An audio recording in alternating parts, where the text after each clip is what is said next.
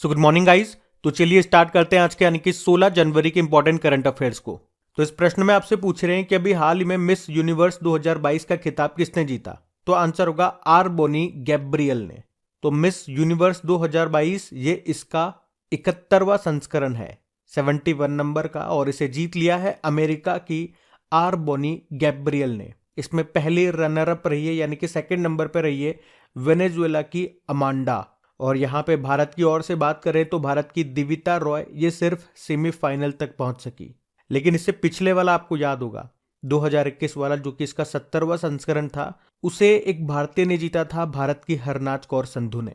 तो अभी का याद रखना, 2022 का मिस यूनिवर्स का खिताब किसने जीता, जो कि 71 नंबर का है, आर बॉनी गैब्रियल ने जीता है, ये अमेरिका से है।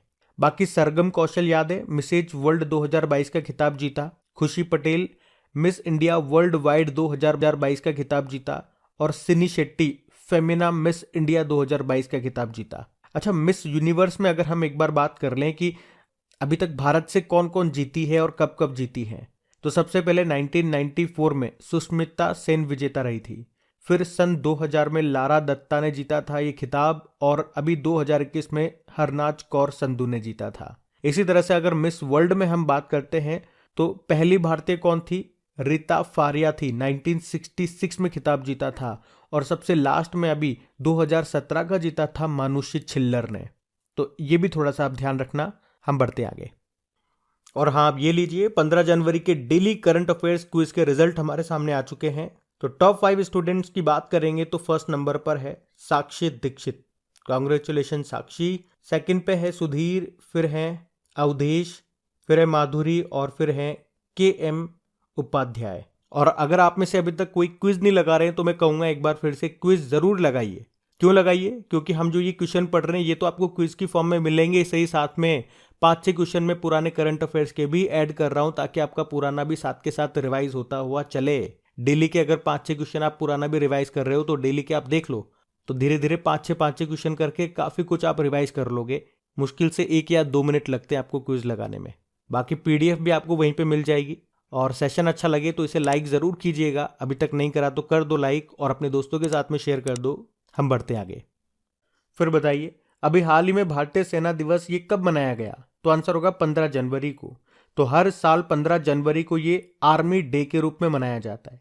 इस साल भारत इसका 75वां संस्करण मना रहा है। और इस साल सेना दिवस के उपलक्ष्य में पहली बार दिल्ली के बाहर बंगलुरु में परेड का आयोजन भी किया गया। क्यों मनाते हैं इस दिन को हम? तो 15 जनवरी 1949 को फील्ड मार्शल KM करियप्पा ये भारतीय सेना के पहले भारतीय कमांडर इन चीफ बने थे, इसीलिए। अच्छा, अंतिम ब्रिटिश कमांडर इन चीफ कौन थे? फ्रांसिस राय बुचर थे। और आपको याद हो तो अभी हमने पढ़ा था कि जब ये KM करियप्पा ये रिटायर्ड हुए थे, वो दिन था 14 जनवरी का। इसीलिए तो 14 जनवरी को हम सशस्त्र बल भूतपूर्व सैनिक दिवस यानी कि आर्म्ड फोर्स वेटरन डे के रूप में मनाते हैं। KM करियप्पा की बात करें तो फील्ड मार्शल की 5 स्टार रैंक रखने वाले केवल 2 भारतीय सेना अधिकारियों में से ये एक थे। तो फिर दूसरे फील्ड मार्शल कौन थे? सैम मानेकशॉ। अच्छा, जनवरी में कौन कौन से डे मनाए आपने? एक तो 1 जनवरी को वैश्विक परिवार दिवस मनाया था, और 1 जनवरी को DRDO ने अपना 65वां स्थापना दिवस मनाया। 4 जनवरी को वर्ल्ड ब्रेल डे होता है। 6 जनवरी को युद्ध अनाथ दिवस है। 9 जनवरी को प्रवासी भारतीय दिवस है, 17वें नंबर का है, इंदौर में मनाया गया। 10 जनवरी को विश्व हिंदी दिवस। 11 जनवरी को राष्ट्रीय मानव तस्करी जागरूकता दिवस। और 12 जनवरी को राष्ट्रीय यूथ दिवस, नेशनल यूथ डे के रूप में मनाया। तो ध्यान रखना ये। बढ़ते आगे। फिर बताइए, अभी हाल ही में यूरोपीय संघ ने पहले man land satellite launch pad का उद्घाटन ये कहां पे किया? तो आंसर होगा स्वीडन में। तो अभी यूरोपीय अधिकारियों और स्वीडन के जो राजा हैं कार्ल सोलवे गुस्ताफ, उन्होंने यूरोपीय संघ के पहले मैनलैंड ऑर्बिटल लॉन्च कॉम्प्लेक्स का उद्घाटन किया। तो कहां पे किया याद रखना, एक तो स्वीडन में किया। तो अब यूरोपीय संघ इस नए लॉन्च पैड से छोटे सैटेलाइट्स को अंतरिक्ष में लॉन्च कर सकेगा।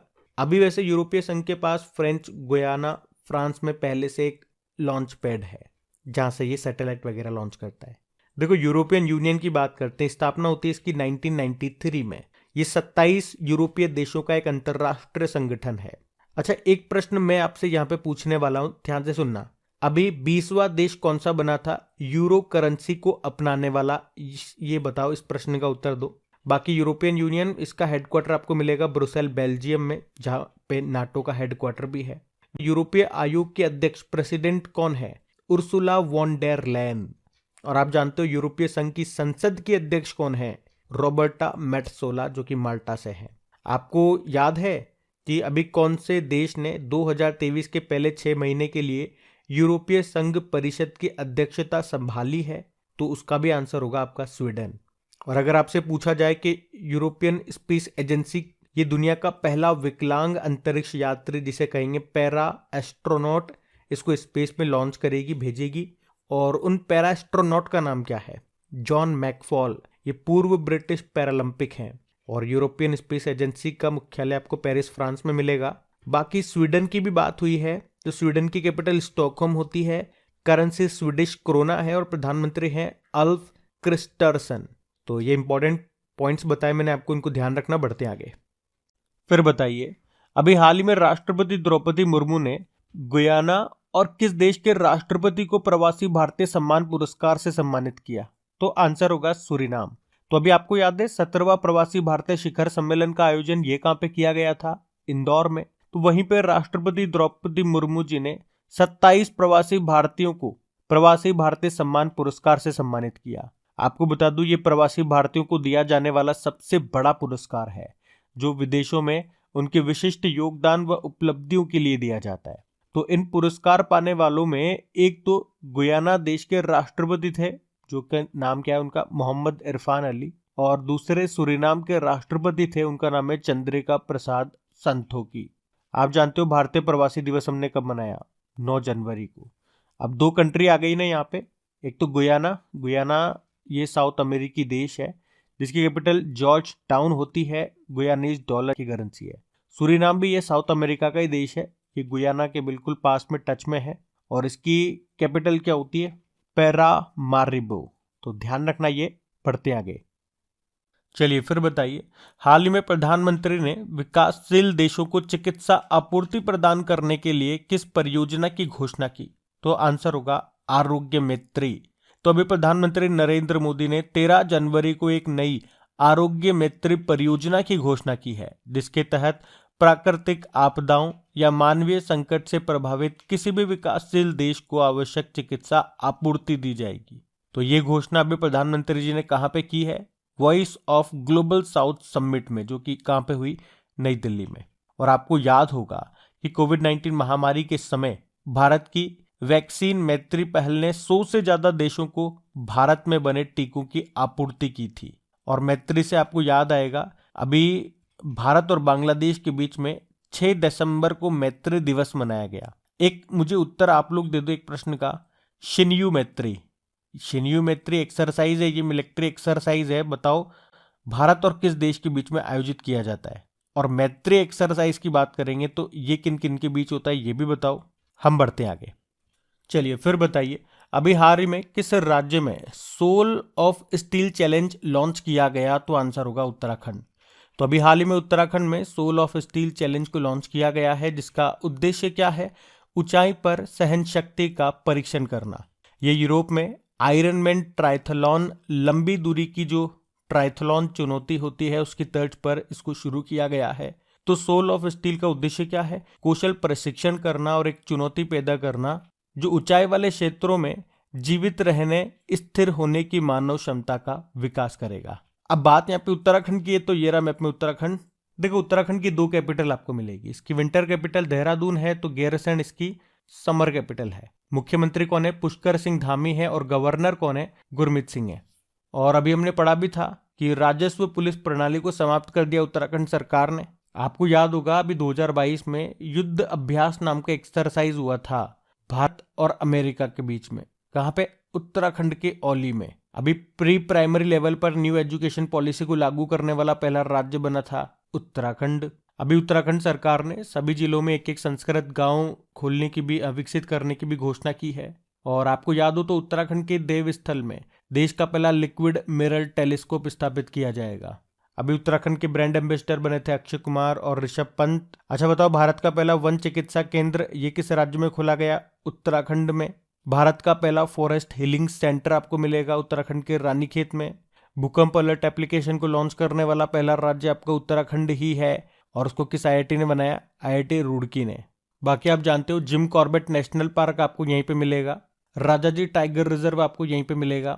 टिहरी डैम आपको यहाँ मिलेगा, जो किस नदी पर है? भागीरथी नदी पर है। तो याद रखना ये सारे पॉइंट्स भी बढ़ते आगे। चलिए फिर बताइए, अभी हाल ही में किस देश के एक व्यक्ति ने प्राचीन भाषाओं में मिरर टाइपिंग किताबें बनाकर गिनीज वर्ल्ड रिकॉर्ड बनाया? तो आंसर होगा इटली। तो इटली के एक व्यक्ति हैं जिनका नाम क्या है? मिशेल सेंटेलिया। इन्होंने पुस्तकों की प्रतियां उल्टा टाइप करके एक विश्व रिकॉर्ड बनाया है, और इसी को मिरर टाइपिंग कहते हैं। वे 4 पूरी तरह से खाली कीबोर्ड का उपयोग करते हुए पुस्तकों को उल्टी दिशा की ओर बिना देखे टाइप करते हैं। वे हर बुक को उसकी मूल भाषा में टाइप करते हैं। वे अलग अलग ऊंचाई पर एक साथ 16 कंप्यूटर कीबोर्ड का उपयोग करके टाइप करने में सक्षम है, और उन्होंने चारों भारतीय वेदों को उल्टा टाइप करके एक ही बुक में संकलित भी किया है। तो नाम तो इंपॉर्टेंट ही है। क्या नाम है? मिशेल सेंटेलिया। कहाँ से हैं? इटली से हैं। अच्छा, इटली की बात है ना, इटली की कैपिटल क्या होती है? रोम। फूड एग्रीकल्चर ऑर्गेनाइजेशन का मुख्यालय यहीं पर है। और ये किस नदी के किनारे स्थित है? रोम, टाइबर। और भाषाओं की बात है तो आपको बताया आपकी 8वीं अनुसूची में कितनी भारतीय भाषाएं शामिल है? 22। और अभी ज्ञानपीठ पुरस्कार जो है कितनी भाषाओं में दिया जाता है? 23 भाषाओं में। मतलब ये 22 जोड़ लो, उसके अलावा अंग्रेजी में। और साहित्य अकादमी पुरस्कार ये 24 भाषाओं में दिया जाता है। एक तो 22 तो वो हो गई जो 8वीं अनुसूची की हो गई, एक अंग्रेजी हो गई, और एक राजस्थानी भाषा में। तो ये इंपॉर्टेंट है, इसको ध्यान रखना। बढ़ते आगे। चलिए फिर बताइए, हाल ही में दुनिया की पहली पूरी तरह से डिजिटल पार्टी कौन सी बन गई है? तो आंसर होगा बीजेपी। बीजेपी यानी कि भारतीय जनता पार्टी।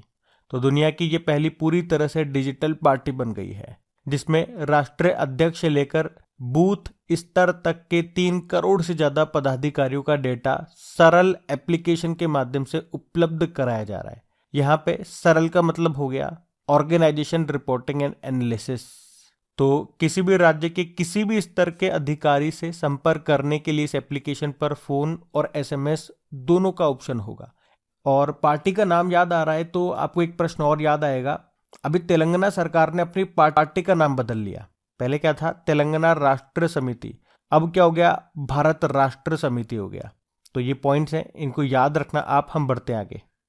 चलिए फिर बताइए, अभी हाल ही में मेटा ने किसे इंडिया ग्लोबल बिजनेस ग्रुप का निदेशक नियुक्त किया है? तो आंसर हो गया विकास पुरोहित को। तो अभी मेटा इंडिया ने विकास पुरोहित को भारत में अपने व्यापार परिचालन के लिए ग्लोबल बिजनेस ग्रुप का निदेशक नियुक्त किया। बाकी आप जानते हो मेटा, ये फेसबुक का नाम बदल के मेटा कर दिया गया था। फेसबुक की स्थापना होती है सन 2004 में। फाउंडर और सीईओ मार्क जुकरबर्ग है। इसका मुख्यालय आपको मिलेगा कैलिफोर्निया, यूएस में। बाकी एशियाई प्रशांत डाक संघ के महासचिव बने थे doctor Vinay Prakash Singh. National highways authority of India के अध्यक्ष बने संतोष कुमार यादव। और food safety and standard authority of India, इसके सीईओ बने गंजी कमलावी राव। तो ये भी ध्यान रखना। बढ़ते आगे। अच्छा, इसी तरह से आपको याद होगा कि अभी किसे प्रतिष्ठित गोल्डन पिकॉक अवार्ड 2022 से सम्मानित किया गया? तो आंसर होगा जिंदल स्टील एंड पावर ने। तो अभी स्टील कंपनी है ये जिंदल स्टील एंड पावर, जिसको स्टील सेक्टर में कॉरपोरेट सामाजिक उत्तरदायित्व गतिविधियों में उत्कृष्टता के लिए प्रतिष्ठित गोल्डन पिकॉक अवार्ड 2022 से सम्मानित किया गया। अच्छा, अगर बात करें कि स्टील के उत्पादन में भारत कौन से नंबर पे आता है, तो दूसरे नंबर पे आता है। पहले पे चाइना है। अभी आपको याद होगा कि देश के स्टील मैन के नाम से मशहूर थे जमशेद जे ईरानी, इनका निधन हो गया। बताओ किस राज्य में देश की पहली स्टील सड़क का निर्माण किया गया? तो आंसर होगा गुजरात में। और दुनिया का पहला 3D प्रिंटेड स्टील ब्रिज का उद्घाटन किया गया था नीदरलैंड की कैपिटल एम्स्टर्डम में। वर्ल्ड स्टील एसोसिएशन के चेयरमैन बने थे सज्जन जिंदल। और अगर पूछे ना कि दुनिया का पहला जीवाश्म मुक्त स्टील, ग्रीन स्टील यानी कि कोयले को यूज किए बिना जो स्टील बनाया है, वो स्वीडन की एक हाइब्रिड कंपनी है, उसने बनाया है, और उसको सबसे पहले बेचा है वोल्वो ग्रुप को। अच्छा, अब आपको बताया हम कल के करंट अफेयर्स का क्विक रिवीजन करेंगे, उसके बाद होमवर्क क्वेश्चन देखेंगे और सेशन एंड करेंगे।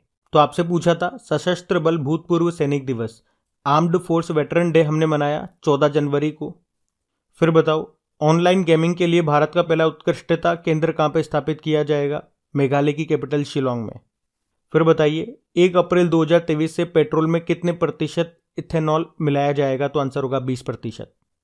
फिर बताइए, वर्ष 2022 में पहली बार वैश्विक इक्विटी कैपिटल मार्केट में शामिल भारत कौन से स्थान पर है? तो आंसर होगा 5वें स्थान पे, टॉप पे चाइना है। फिर बताइए, अभी जनवरी 2023 में किसी विदेशी परियोजना पर तैनात होने वाली बॉर्डर रोड ऑर्गेनाइजेशन की पहली महिला अधिकारी कौन बनी है? तो आंसर होगा सुरभि जखमोला। फिर बताओ, अभी किसने स्काई हॉक नाम का भारत का पहला 5G सक्षम ड्रोन डेवलप किया? तो आंसर होगा IG ड्रोन ने। अब आपको बताना है, IT की एक प्रमुख कंपनी है कॉग्निजेंट, इसने किसे अपना CEO बनाया? रवि कुमार को। अब बताओ, शरद यादव का निधन हो गया, वे कौन थे? पूर्व केंद्रीय मंत्री थे ये। अब बताओ, अभी किस मंत्रालय ने समुद्रयान मिशन को शुरू किया? तो आंसर होगा पृथ्वी विज्ञान मंत्रालय। और इसमें समुद्र के अंदर जो विमान जाएगा या वाहन जाएगा उसका नाम याद रखना, मत्स्य है। अब बताओ, अभी सरकारी नौकरियों में महिलाओं को 30% आरक्षण किस राज्य में दिया गया? तो आंसर होगा उत्तराखंड। अब बात करेंगे कल के वीडियो में पूछे गए प्रश्न के उत्तर की। तो कल के वीडियो में क्या पूछा था कि ऑक्सफोर्ड के द्वारा वर्ष 2022 के लिए किसे वर्ल्ड ऑफ द ईयर चुना गया? तो आंसर होगा गॉबलिन मॉड को। आप सभी ने प्रश्न का बिल्कुल सही उत्तर दिया है। और एक बार फिर से आपको याद दिला दूं गाइज, अगर अभी तक वीडियो को आपने लाइक नहीं किया तो लाइक जरूर कीजिए, और अपने दोस्तों के साथ में या जो भी आपका स्टडी ग्रुप है वहां पे एक बार प्लीज इस वीडियो को शेयर जरूर कर देना। आपकी प्रैक्टिस के लिए इनका क्विज बना करके अपलोड कर दिया गया आपके क्रैक एग्जाम एप्लीकेशन पे, वहीं पे इनकी फ्री PDF भी आपको मिल जाएगी, जिसका लिंक है नीचे डिस्क्रिप्शन बॉक्स में है क्रैक एग्जाम एप्लीकेशन का। अब ये रहा आज का आपका होमवर्क प्रश्न।